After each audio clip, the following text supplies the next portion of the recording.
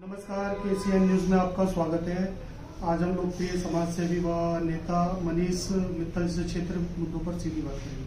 Manish sir, बहुत बहुत स्वागत है KCN न्यूज में आपका। सर, सबसे पहले हमारे दर्शकों को बताएं सर, जिस तरह से आप समाज सेवा करते हो लगातार सर, हमारे दर्शकों को क्या कहना चाहेंगे सर? आपके मन विचार में ऐसा कैसे उत्पन्न हुआ कि आप भी लोगों की सेवा भाव में जुड़ गए सर? सबसे पहले तो आपका स्वागत है, परंतु आपके उद्बोधन के अंदर में एक वर्ड आया समाज सेवी नेता, तो मैं आपको उसके लिए करेक्शन कर दूं। समाज सेवक तो अच्छी बात है, नेता नहीं है, ठीक है ना। मैं एक समाज का सेवक हूँ, और जो कि मेरे को ये विरासत मेरे पिताजी से मिली। स्वर्गीय श्री ईश्वरदत्त गुप्ता मास्टर जी के नाम से जाने जाते थे, और इस क्षेत्र के लिए उन्होंने अपने संपूर्ण जीवन को समाज सेवा में लगाया। तो उसी लेगेसी को आगे कंटिन्यू करते हुए मैंने इस क्षेत्र में और अपने उस पूरी चीज़ों को आगे बढ़ाने का प्रयास किया समाज सेवा के माध्यम से। सर, उनका नाम तो काफ़ी लोगों के मन विचार में अभी आज भी जीवित है सर। उनके विचारों को आगे बढ़ाते हुए आपने जनसेवा में और क्या क्या परिवर्तन किया सर? उनको जैसे पिताजी ने एक लाइब्रेरी प्रारंभ करी थी शिक्षा के लिए, तो उसको आज भी कंटिन्यू किया हुआ है नीरज मित्तल चैरिटेबल लाइब्रेरी के नाम से। और उसमें हम 3 रुपये प्रतिदिन के हिसाब से बच्चों को शिक्षा देते हैं। वहाँ पे किताबें हैं, और पूरा बैठने का है, AC है, और पानी है, उनको सारी सुविधा है। 3 रुपये मात्र मैं उनसे लेता हूँ, ताकि जो है उनको एहसास हो कि जो कार्ड बना के दे रहा हूँ वो उसकी एक वैल्यू है। दूसरा, मेरे पास timber merchant and trader section जो लोनी रोड शादरा है का मेरे पास में अध्यक्ष पद है, और अग्रवाल समाज शादरा का भी मैं एक दायित्व मेरे पास अध्यक्ष का है। और कुछ धर्मशाला मंदिर जो हरिद्वार में है, दिल्ली में है, उनका नेतृत्व भी मैं देखता हूँ। साइमल्टेनियसली मैं व्यापार अपना पूर्णतः देखता हूँ, अपना परिवार पूर्णतः देखता हूँ, और एक समय सारणी जो हमारे को संघ ने सिखाई, हर चीज के लिए एक समय सारणी जो संघ ने सिखाई, उस समय सारणी को अपना माध्यम मान करके परिवार को कितना समय देना, व्यापार को कितना समय देना, और समाज में कितना समय देना, उस माध्यम से मैं ये सारे कार्य करता हूँ। सर, जिस तरह से आप इंटरव्यू में कह रहे हो कि आप व्यापार से जुड़े हुए हैं, व्यापार में लगातार व्यापार की बात कर लेते हैं सर। जिस तरह से पेट्रोल डीजल के दाम लगातार बढ़ रहे हैं सर, इससे क्या व्यापार जगत में क्या परेशानी हो रही है आप लोगों को? देखिए, निश्चित तौर पे पिछले 3-4 महीने से महंगाई जो हमारे, क्योंकि हमारा एक लग्जरी आइटम आता है टिम्बर एंड प्लाईवुड, हर आदमी की बेसिक नीड नहीं होती है। दरवाजा तो चलो मानते हैं, दरवाजा चौखट तो हर घर की जरूरत है, पर लेकिन उसमें बेड की जगह वो खाली गद्दा डाल के भी सो सकता है, सोफे की जगह वो आम जो है कुर्सी डाल के भी बैठ सकता है, तो वो अलमारी की जगह वो जो है संदूक भी रख सकता है। परंतु जो हमारी बाकी सब चीजें जितनी जाती है लग्जरी में आती है। तो हमारे यहाँ इस 4 महीने के मध्यांतर के अंदर में हमारा तकरीबन 37% का रेट की तेजी आई है। अब जो आदमी घर बना रहा है, या जो भी आदमी बिल्डर है घर बना रहा है, अब उसने अगर बिल्डर ने मकान बेच रखा है, ऑलरेडी पैसे पकड़े हुए, तो उसकी तो 37% की तेजी आ गई एंटायर मटेरियल पे। तो वो जो है काम रुक गए, या बंद हो गए, या उनमें डिस्प्यूट्स क्रिएट हो गए, या उस बिल्डर का प्रॉफिट खत्म हो गया। तो वो अन्य तरह के लोग हैं, किसी ने अपने आप को प्रॉफिट खत्म कर करके ये माना कि मैं अपनी डिलीवरी दे दूं, कुछ लोगों ने काम बंद कर दी। वो अलग अलग तरीके के समाज में लोग हैं, तो मैं उसके लिए तो विषय में कुछ नहीं बोलूंगा, परंतु काम पे बहुत भयंकर इफेक्ट है। कैश क्रंच है मार्केट के अंदर में, पैसा बिल्कुल भी नहीं है। साथ ही इंटरव्यू के माध्यम से मैंने बताया था, बाजार में 70% लोग ऐसे हैं जो 5-5 दिन बोनी तक नहीं करते। कोई हो सकता है। 5-5 दिन ऐसे हैं कि जो बोनी तक नहीं करते हैं। तो ऐसी परिस्थिति अब वो किन कारणों से है, कुछ लोग उसे राजनीतिक कारण बताते हैं, कुछ लोग उसे युद्ध कारण बताते हैं, लेकिन मैं उसका एक कारण और मानता हूं। जो हम लोगों के परिवारों के अंदर में या हम लोगों की मानसिकता में इजी मनी आया है, जल्दी धन अर्जन करना, मैं उसको सबसे बड़ा कारण मानता हूं। क्योंकि आज 15-16 साल का बच्चा वो जो है इन्वेस्टमेंट करने लगा शेयर मार्केटिंग के अंदर, गोल्ड में, अन्य जितनी भी ऐसे सट्टे वाली चीजें हैं उनमें उन्होंने अपनी इन्वेस्टमेंट चालू कर दी। तो जो मेटल अभी आज से 4-5 महीने पहले एक एक्सट्रीम लेवल के रेट तक पहुंचा था, 4 लाख था, चांदी की मैं बात कर रहा हूं। तो बहुत से आदमियों ने, मैं मानता हूं कि चांदी उस समय पे कहीं ना कहीं उन लोगों ने खरीद के रखी। अब खरीद के रखी, अब भाव गिर गया 2.5 लाख पे, तो आज सीधा 1.5 लाख का नुकसान है। अब या तो वो नुकसान कर करके अपने को बेच दे या इंतजार करे, तो जिसकी जैसी क्षमता होगी वो वैसे ही करेगा। तो बाजार में एक राजनीति ही मंदी का कारण नहीं होता है।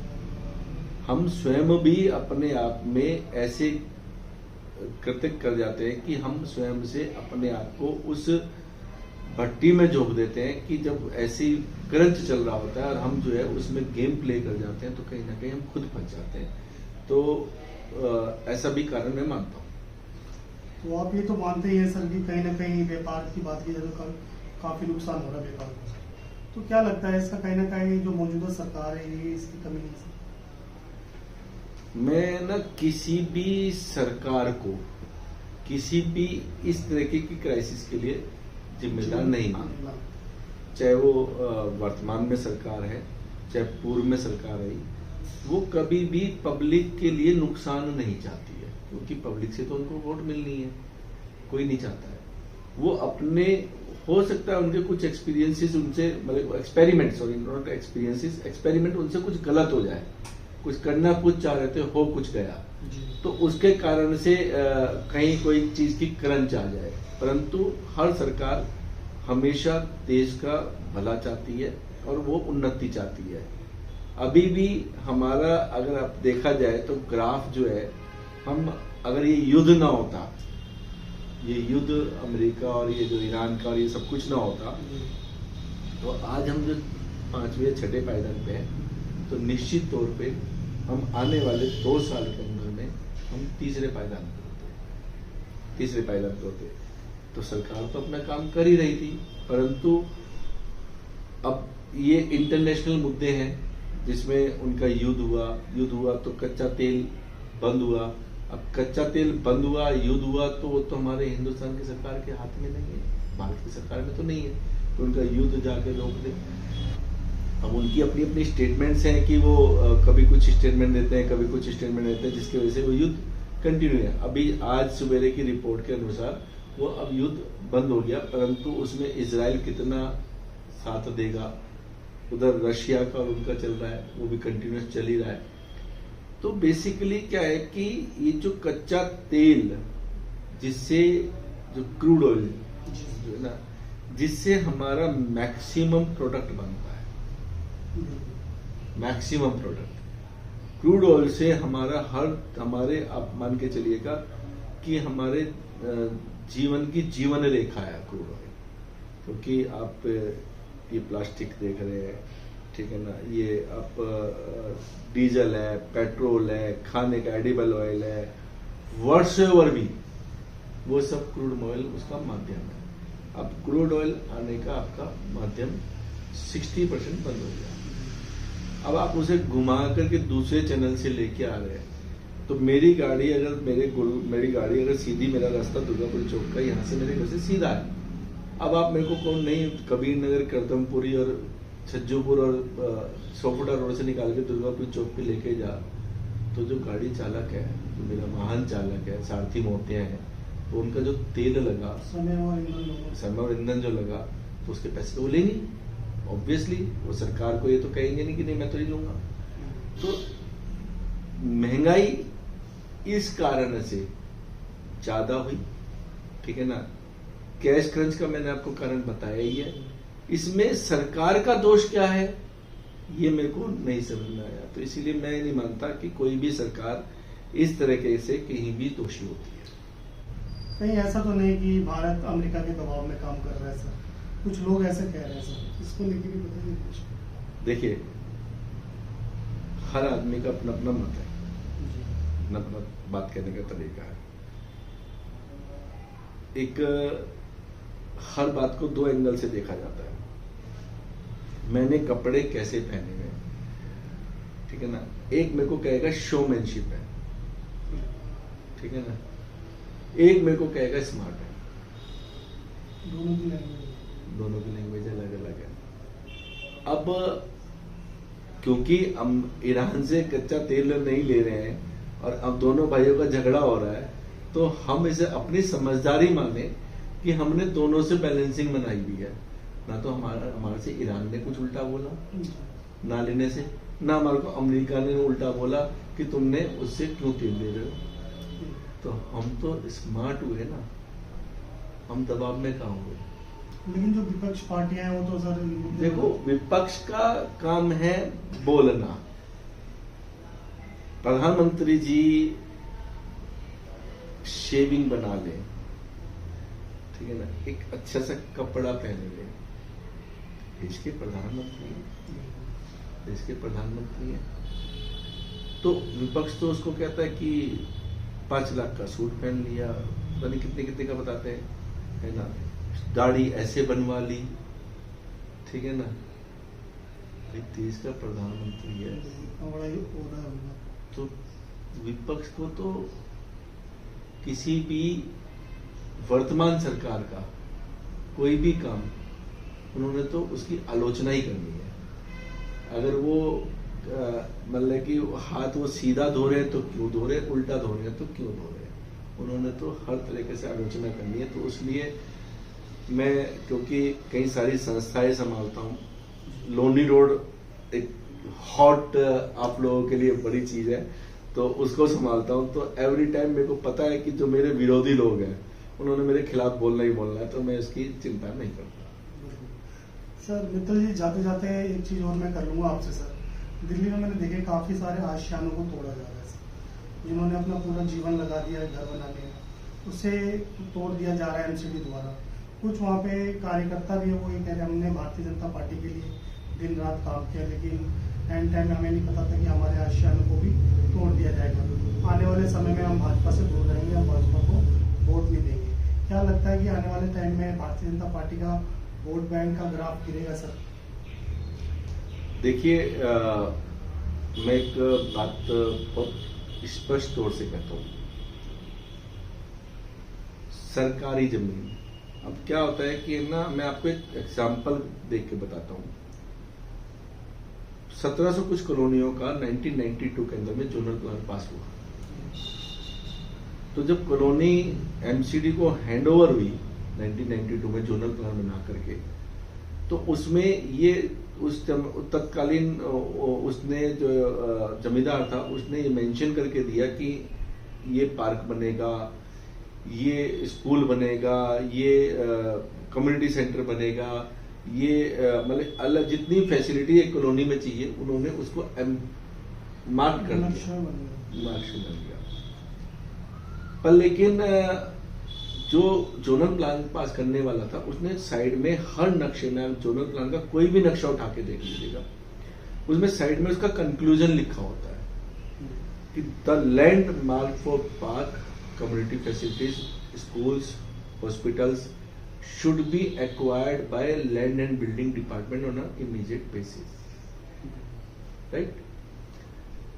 अब वो जोनल प्लान का जब आप नक्शा देखोगे एज ए लेमेन, तो आप क्या कहोगे, यहाँ तो पार्क है, तूने बिल्डिंग बना दी, यहाँ तो स्कूल था, बिल्डिंग बना दी, ये कम्युनिटी की जगह थी, फैसिलिटी की जगह बिल्डिंग बना दी।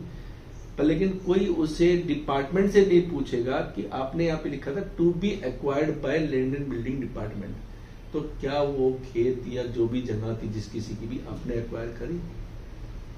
एक्वायर करी। तो एक लैंड तो ऐसी है जिसको वो एमसीडी अगर बुलडोजर चलाती है या वो चलाती है तो मैं उस चीज को निश्चित तौर पे गलत मानता हूँ। अनऑथराइज कंस्ट्रक्शन जरूर है, परंतु वो लैंड एमसीडी की नहीं है।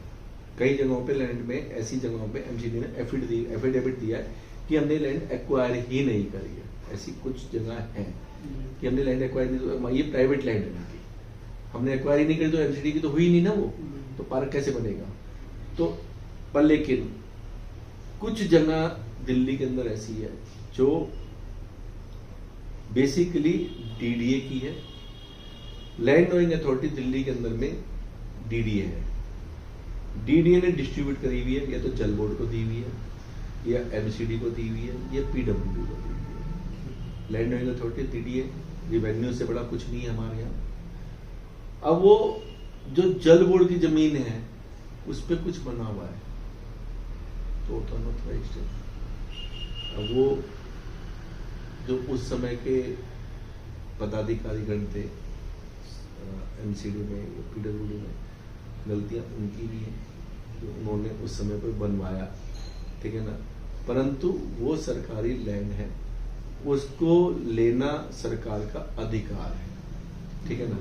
जब आपने मकान खरीदा, अब आपने अगर मकान खादर में खरीदा तो सिंचाई विभाग की जमीन है, आपको नॉलेज में था, ठीक है ना, आपकी रजिस्ट्री भी नहीं है, ठीक है ना। अब आप जो है उसको कहो कि जी मैंने तो मकान 10 साल से रह रहा हूँ, 15 साल से रह रहा हूँ, तो वो औचित्य खत्म होता है। परंतु ऐसी स्थिति जब क्रिएट हो चुकी है तो मैं ये मानता हूँ कि समाज को देखते हुए कहीं ना कहीं एक लाइन लगानी चाहिए। अब वर्तमान में जो सरकार आई है उसको एक लाइन लगानी चाहिए कि भाई ठीक है, क्योंकि इतना मास लेवल पे अगर डेमोलिशन करेंगे तो नेगेटिविटी तो फैलेगी, एक लाइन लगानी चाहिए कि ठीक है जी, आज की डेट में प्रेजेंट स्टेटस के अंदर में दिल्ली का स्ट्रक्चर ये है, डेमोग्राफी बदल गई। 62 में जो प्लान किया था आज तो नहीं है। 62 में जो चीज सोची थी, अगर आज उस 62 वाले को इम्प्लीमेंट करना चाहेंगे तो 62 से और आज 26 है, 62 से आज 26 है, तो 38 और 26, ठीक है ना, इतने साल हो गए। इतने साल में आप दिल्ली की जनता कितनी बढ़ गई, जनसंख्या बढ़ गई। तो ऐसे ही डेमोग्राफी जब बदली तो जो है उसकी रिक्वायरमेंट्स बढ़ गई, तो जो खाली बने प्लॉट थे उन पे मकान बन गए।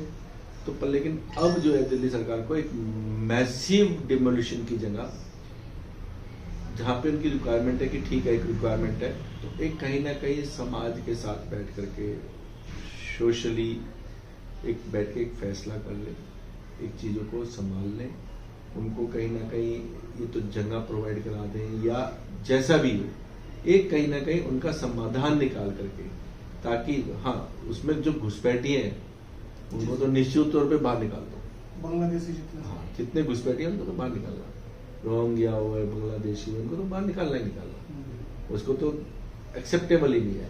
परंतु जो हमारे अपने यहाँ के वासी हैं जो आकर के 20-20, 25-25 साल पहले बसे हैं, तो उनके विषय में कहीं ना कहीं सरकार को सोचना चाहिए, और मेरे ख्याल से सोचेगी भी सरकार, कहीं ना कहीं इसका अच्छा निर्णय आएगा। जाते जाते कुछ कहना चाहेंगे मनीष सर हमारे दर्शकों को?